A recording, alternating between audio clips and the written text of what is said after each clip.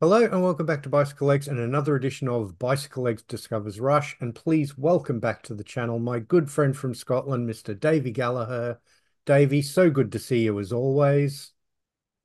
And to you, Daniel, how are you? Yeah, I'm doing well. And today we're going to be talking about a different Rush album. Well, technically an EP, but it's got 8 songs on it, so it's almost an album. And that is their covers album, Feedback. So, Davey, can you please let my viewers know a little bit about this album, sort of the background behind it, and more importantly, it was very much your idea to do this one for the series. So I'd love to know why you wanted to cover this particular record in the Yeah, I series. mean, firstly, 28 minutes is an album. Yeah, I mean, Wild Honey by the Beach Boys is an album, and that's 21 minutes long. So I'm really not having any suggestion that this isn't an album when there's, as you said, 8 tracks and 28 minutes. It's pure semantics to suggest otherwise. They did release it at a slightly lower price point, but it was intended really as an accompaniment to the first tour I saw them on, which is why I've got a bit more of an attachment maybe than some people do to this. The R30 tour from 2004, which, as the name suggests, and would be reprised on the R40 tour, was a celebration of 30 years of Rush. So this was a celebration of the kind of music that they were listening to when they were very young. So not when they were starting out as Rush. So there's no Yes here. There's no Led Zeppelin here. It's the music that they were listening to and playing along to, most crucially, when they were 14, 15.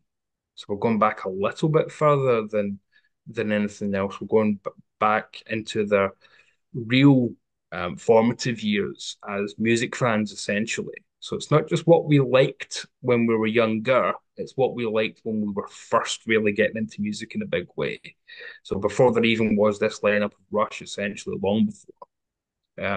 So came out alongside the R30 tour, and they played songs from it. The night I saw them in the Glasgow tour, they did they did three in the encore, I want to say, mm, including Heartful of Soul. But they played about half the EP through the night. So it wasn't something they just did and then forgot about. They did represent it on that tour.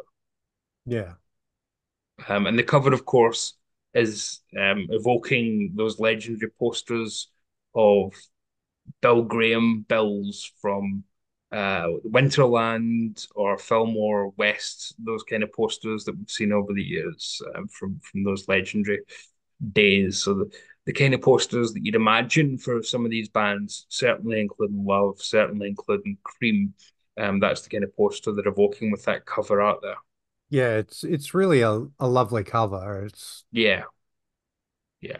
So that's exactly the kind of artwork they're going for there is Bill Graham era Fillmore and Winterland kind of design. yeah. So as we said, there's 8 cover versions on this album there, except for one, they're all from the 60s. And the one that's not from the 60s is literally from 1970. So um yeah, let's get into it. I mean, it starts off with Summertime Blues.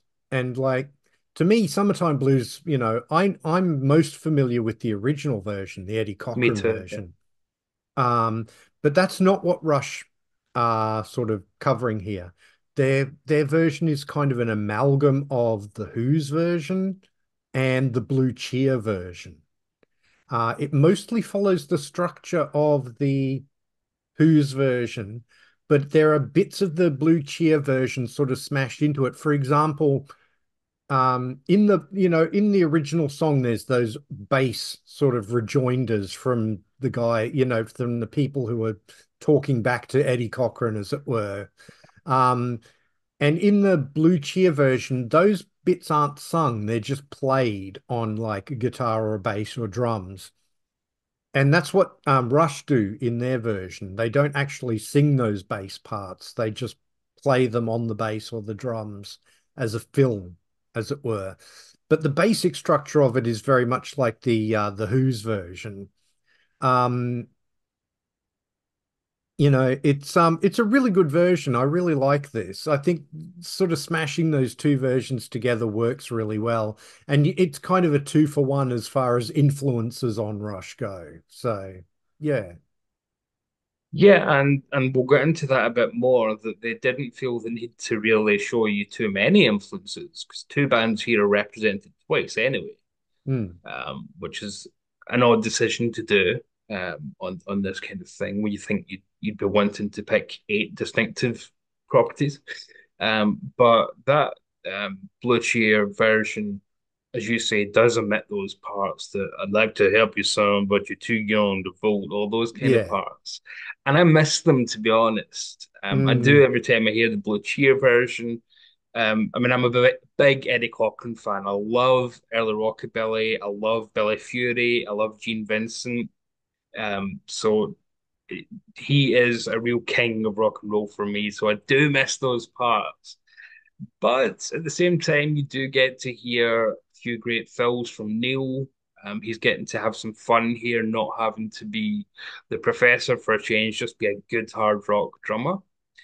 We don't get a lot of Geddes playing on a lot of this record, but it does creep through in places really musically.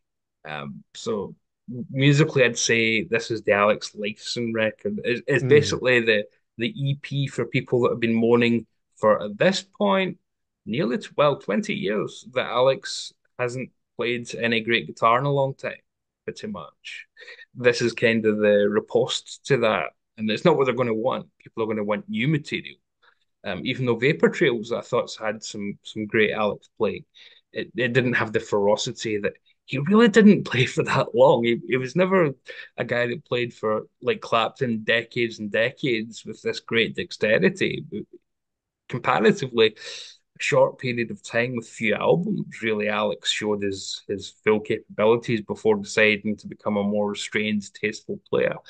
But this EP is letting everybody back to their kind of garage rock roots, if you will, of playing along, sometimes probably badly when they were 14, to The Who, to yeah. whoever we get to Blue Cheer, to the Yardbirds, blah, blah, blah.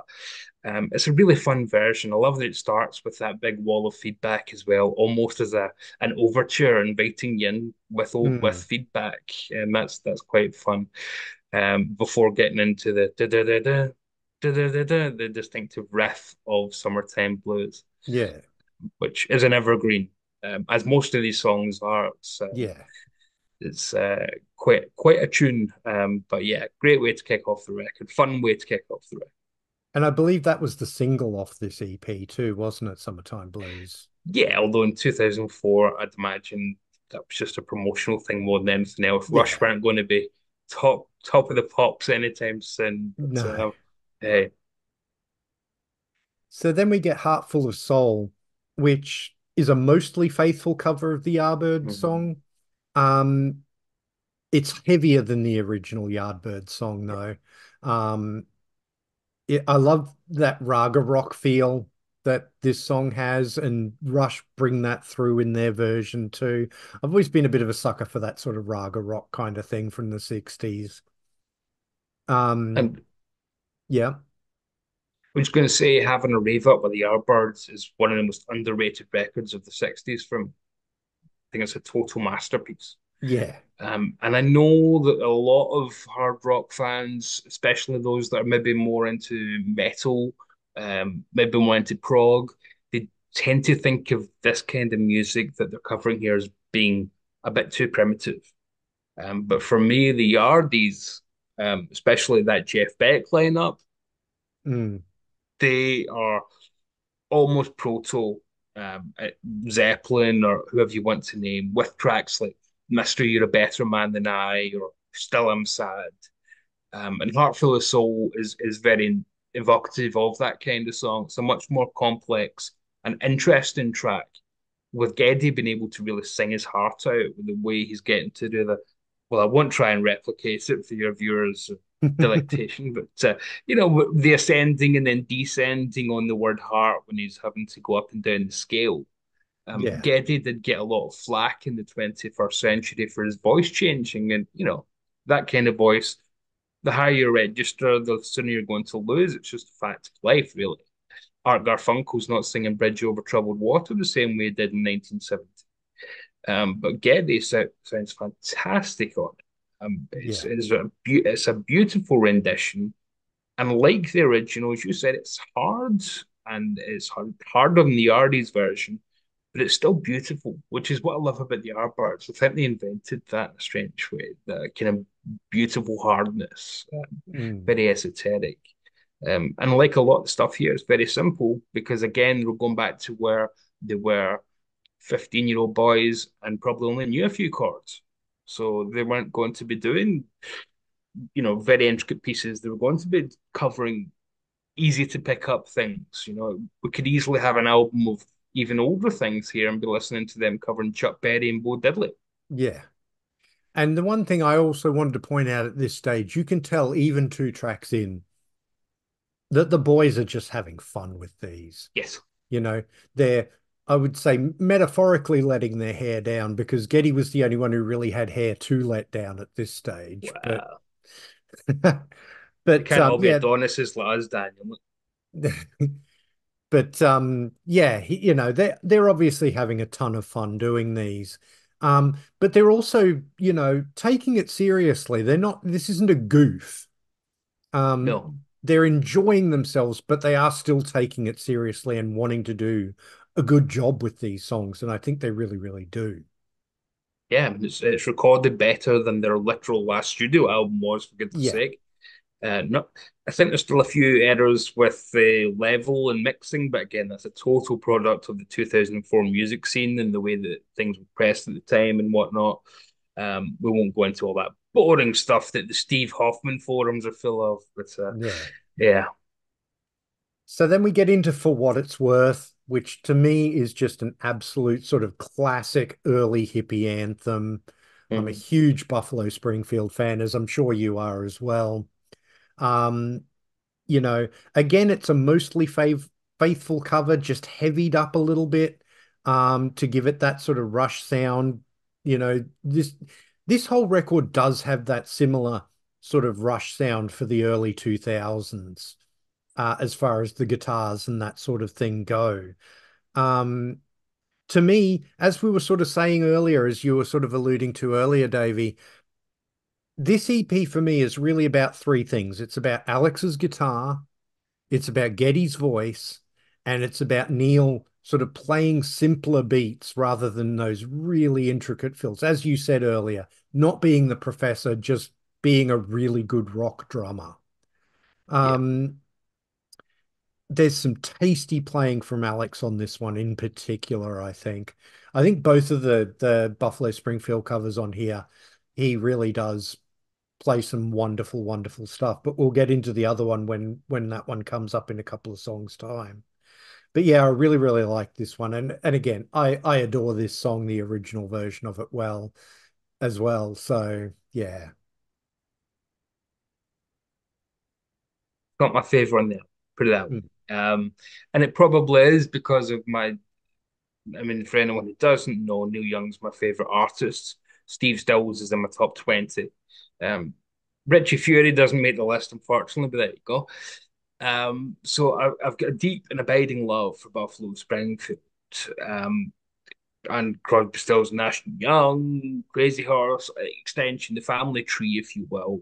Yeah. So for this track to really hit home, it tries to add a little bit too much on top that I'm not sure I particularly care for.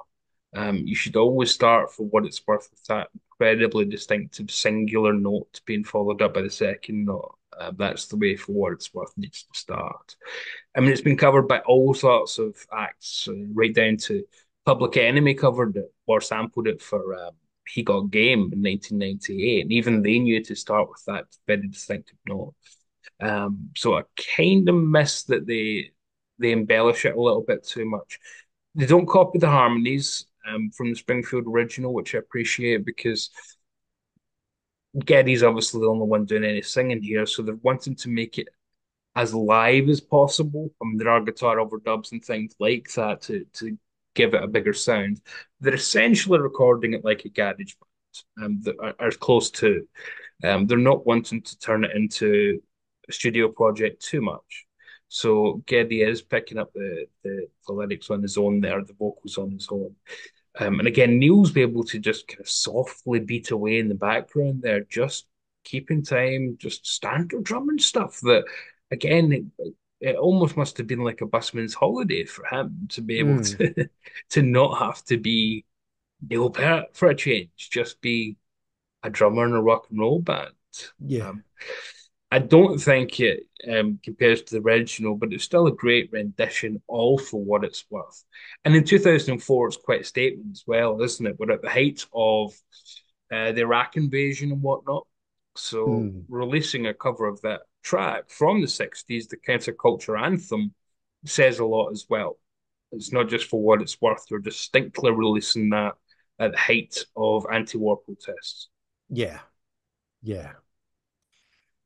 So then we get the Seeker, which I thought was a really interesting choice for them to do because it's a relatively obscure Who song.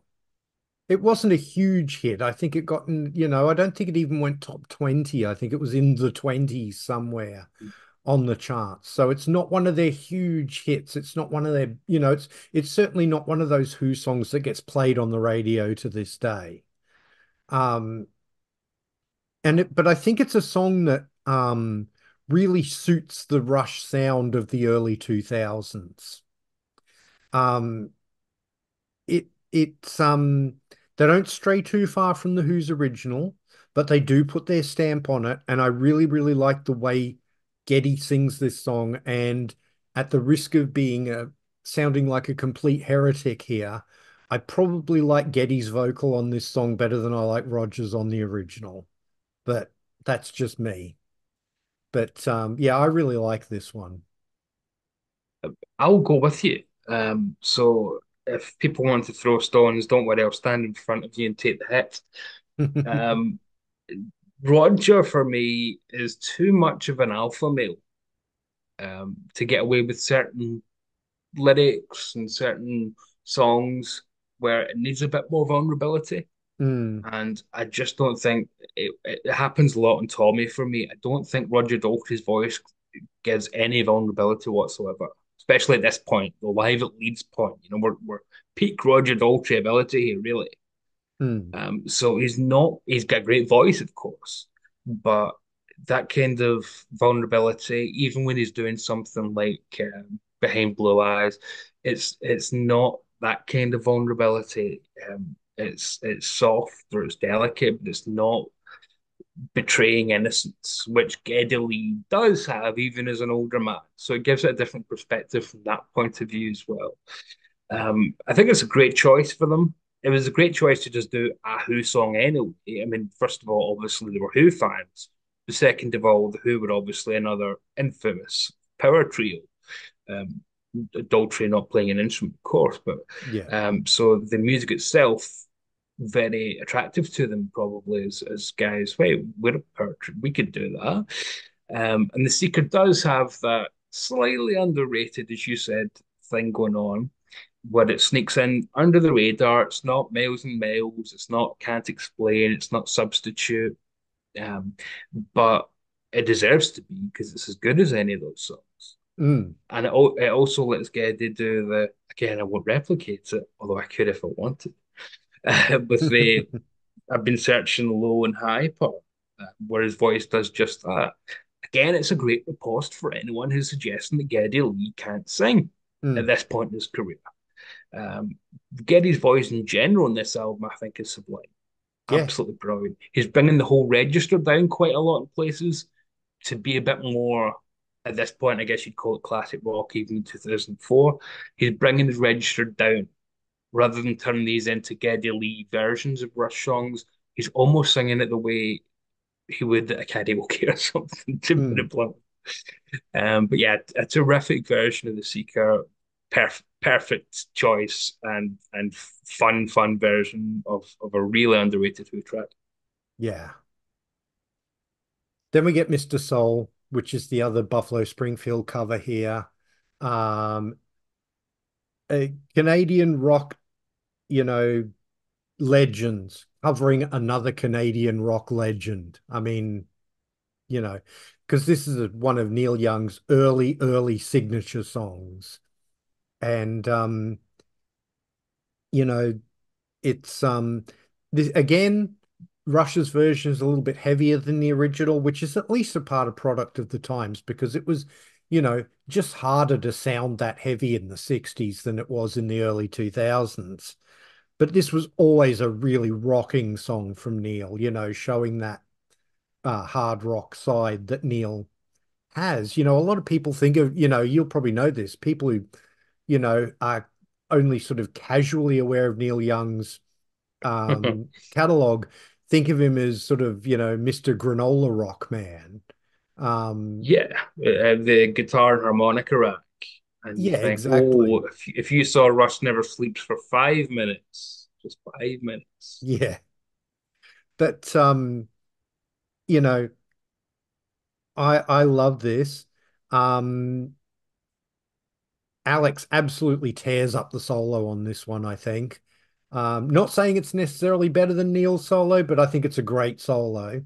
Geddy and Neil Young are very different singers, but I think Geddy does a good job on this song singing it. So, yeah, this is one of, again, you're probably going to disagree because you're such a Neil Young fan, but this is one of my favorites on the album. I'm actually going to agree. I think this is one of the best tracks on the record. Alex is playing the hell out of his Gibson on this, which is ferocious stuff. And in places, he's pretty much accurately doing Neil's guitar solos. Mm, So you get the sense that he studied them probably as a teenager learning guitar, that he, as you can imagine, probably looked up to Neil Young listening to Buffalo Springfield thinking, I wish a Canadian that's burst out and is playing with one of the coolest bands going. So you can imagine that it would resonate a lot more than hearing Jeff Beck or someone from across the ocean. Um, mm. in the same way that I'd imagine um, Australians, for example, would at the time about the easy beats in the 60s, something like Oh that. yeah. Just resonates a bit more when it's somebody from, it's a demonstration that you can do it too, kind of thing. Don't worry, we all know there's been better things to come from Australia since the easy beats, but hey, Freddie on My Mind's still a classic. Mr. Soul is one of Neil's most evergreen songs, and it's a song he himself has reinvented more often than not, with the trans version, with the um, pump organ version from MTV Unplugged, with the recent version that he did on Before and After. He has changed it up and up and up. So what they're doing here is going back to the very basic Buffalo Springfield version and just listing it a little bit.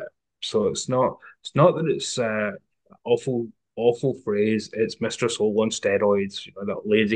That lazy description when something's just a bit louder. It's on steroids.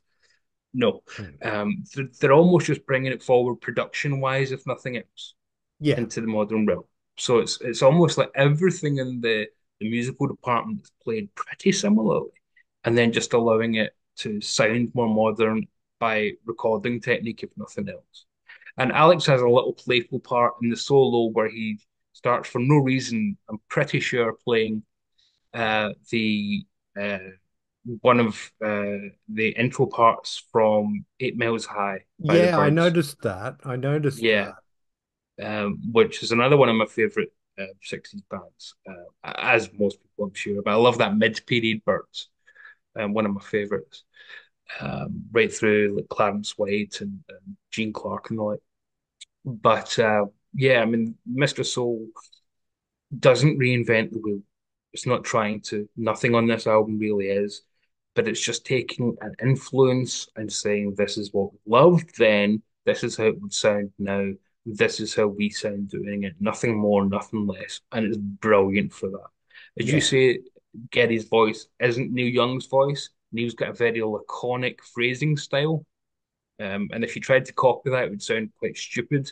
So it Mm. does lose a little bit vocally for me. As much as he's fine doing it, Neil's got uh, it almost sounds sarcastic the way Neil sings that original version. And Geddy's just not that kind of singer at all. So it loses a little bit in the phrasing for me, but apart from that, it's just phenomenal stuff. Yeah, yeah.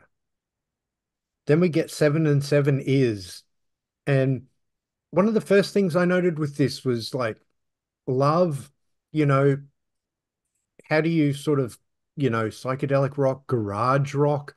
I feel this song is quite garagey, like the original version. And that was to me an intriguing choice because garage rock's not a genre I associate with Rush at all. Um, but um, Rush sort of clean up the ragged edges of the Love original. They make it a lot sort of tighter. Um, Getty harmonizes with himself on this one nicely. I really, really like that. Um, and yeah, this is another one of my favorites on the record. Either this or Mr. Soul would probably be my favorite track on the EP. It's my least favorite on the Oh, there you EP. go. There you go. Um, for the simple reason that, and I'm sorry, this is the one track where Geddy Lee kills it for me, just loses it entirely. Because that original, again, don't want to just be comparing to the originals, but you're invited to do so when they're covering very famous songs. Yeah, Even though I'd say this is the least famous song on the record, probably, I would think but so. Yeah. it's still a very famous song for anyone who's into, especially if you're into 60s music. It's probably Love's third or most famous song. Something like that. Arthur Lee's voice in that original is almost punk-like. It Yeah. is spitting out lyrics and it's got this aggression. And Geddy just, again, it's not his scene, it's not his style remotely. So he's singing the lyrics fast, but that's no substitute for what the original did, where it's fast because of the anger and the fury behind the lyrics. It's not fast because that's the tempo of the song. It's fast because the message informs the tempo of the song. Hmm. So this this is a case of they're covering the tempo, but they're not putting in the attitude behind it. Alex's playing is fantastic. Neil gets to do some of his best playing on the records here because this is one of the few tracks that's got quite a lot of time signature changes in it. And not as Yeah. many as you'd get in a standard Rush song, of course, as if there was a standard Rush song. But certainly by comparison, it's not certainly the one we'll come to in two tracks time where it's quite a straightforward blues song or it's not for what it's worth, which is pared down stuff. It's a bit more amorphous with that punky aesthetic, with that garage rock sound, as you said. And Love weren't really like that either. But Arthur Lee came from that and was able to do that effortlessly. And Geddy Lee just doesn't sound remotely convincing as a frontman of that kind of sound. I've no doubt there's a million and one garage songs that he could do, but this ain't one of them for me. And yeah, it just kills it stone dead. But um, for what it is, it's still good. It's not awful. It's not abysmal. It's just because we know the original, I'm being invited to compare it. You Hmm. know? So in Yep. comparison, it is in isolation is perfectly fine. Yeah. Well, fair enough. Then we get Shapes of Things, and this is another Yardbirds cover. This song, of course, is also very, very familiar to me because of the David Bowie cover from Pin-Ups. Mhm. Um, if I had to choose between the two cover versions, I'm probably going with Bowie because I just know it a lot better. And also, I just like the spin that Bowie puts on it. Um, but Rush also do a good job of this song. Um, Again, you get that taste of raga rock in the second half of the song.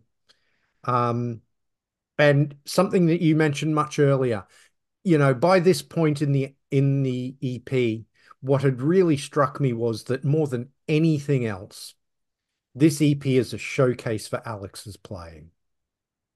And he absolutely shines on this song as well. Um, he must have had so much fun doing this record, you know, playing all those parts. Because, even Vapor Trails, it got them back to that hard rock sound. It got them back to that basic sort of guitar bass drums, but there wasn't a lot of soloing on it. And Alex gets to let loose a bit on the Feedback EP, and I think he must have really enjoyed that.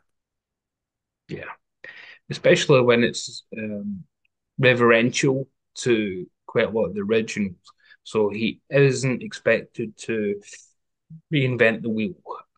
If he was trying to come up with his own solos again, which doesn't really do, even in the two remaining Rush albums at this point in the catalogue, um, he's still restrained towards the end. There's a bit more soloing to come up, but not terribly much, as you said. It just kind of stopped, and as we know, he had finger problems from over touring and whatnot, just dexterity issues. I don't know if it was arthritis or just dexterity, but regardless, I think it was arthritis, if I remember right. But Shaped Things is, I think, the best illustration of the on the album of all three of them having a bit of a showcase. Hmm. Um, it's a great song for being able to, in fact, it's the only song I'd be able to say you can hear some great playing from Geddy on this. Yeah, His bass is buried in the mix. Again, that 2004 approach. His bass is completely buried in the mix. I understand it's better on the 2016 reissue series, but hey, um, the 2004 original, the one I heard, the only one I own, this is the first time I've really said, "Oh, a bass solo." And Geddy gets to play wonderful stuff, just bobbing along, great stuff, propelling you along.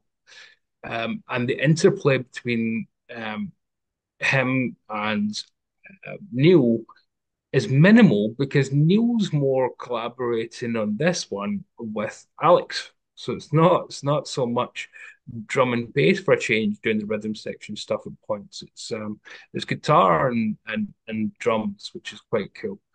Um, Again, Yardies, one of my favorite bands of the 60s. So love to hear it. I still think it's an unusual choice for two Yardbird songs and two Buffalo Springfield songs on the same yeah, record when it's this short. I think that's a very bizarre, weird choice. You'd think they would have thrown in something from, I don't know, Stones, the Zombies, the Kinks, whoever. Um, but hey, I guess they really liked those two more than most. yeah. Well, and you could argue there's two Who songs too, because you've got The Summertime. Seeker and you've got Summertime Blues, which is Yeah. at least partly based on the Who's version of that song Yeah. too. So Yeah. so it closes out with Crossroads, which obviously is an old blues standard, but this is very much in the mold of Cream's version of the Yeah. song. Um, Again, it's quite faithful to Cream's version, but again, this may be less controversial than what I said on The Seeker about Geddy's voice versus Roger Daltrey's. I like Alex Lifeson better as a player than Eric Clapton. Um, I mean, Clapton was at his best in the 60s, as far as I'm concerned. But yeah, um, Rush probably hadn't done something this bluesy since the debut album. So, this is really getting back to their roots, as it were. And Alex absolutely wails on this one in the solo. He's really, really going for it, and I absolutely love it. It's a great way to close the album out. And Geddy sounds great Yeah. on vocals on it. Clapton's singing on the Cream version from Wheels of Fire is okay, but Clapton, by his own admission, was not a confident singer for the longest time. Mm. Um, and he sounds a bit too tentative for me on the otherwise legendary original, well, cover of Robert Johnson, you're not going to get those two versions mixed up. Robert Johnson's Delta Blues versus this. You're not going to say, Yeah. is that the Robert Johnson or Cream version he's covered? Um, it's very much obviously the Cream version. There's no doubt. It copies every single little pace change, but Alex, most importantly, gives his own spin to Clapton solos. So Mm. although yes, he did, I think, intentionally say, I'm going to copy Neil Young's solo for Mr. Soul.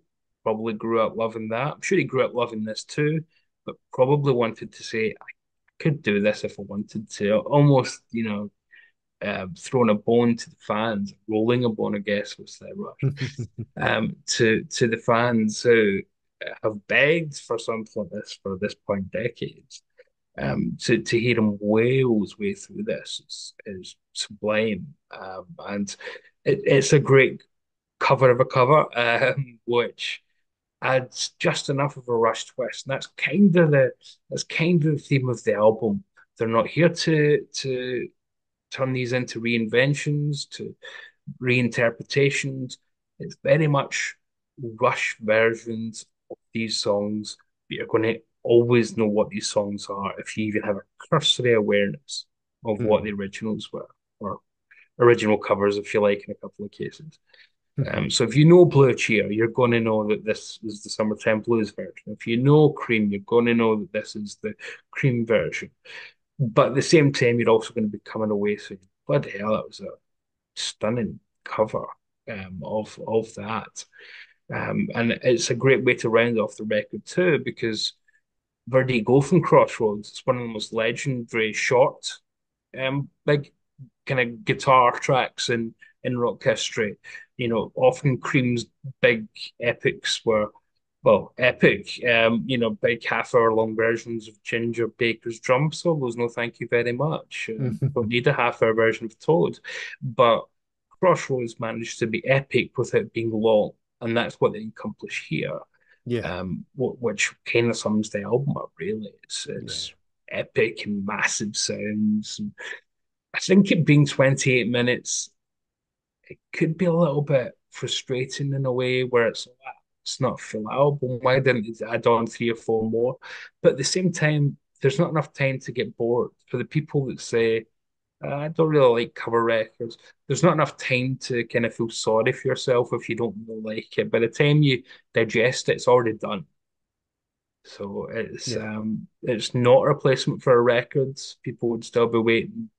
What, 3 more years was Snakes and Arrows, something like that? Yeah, 3 more years. Yeah. So there's still a gap till the next record, and it wasn't intended to replace a record.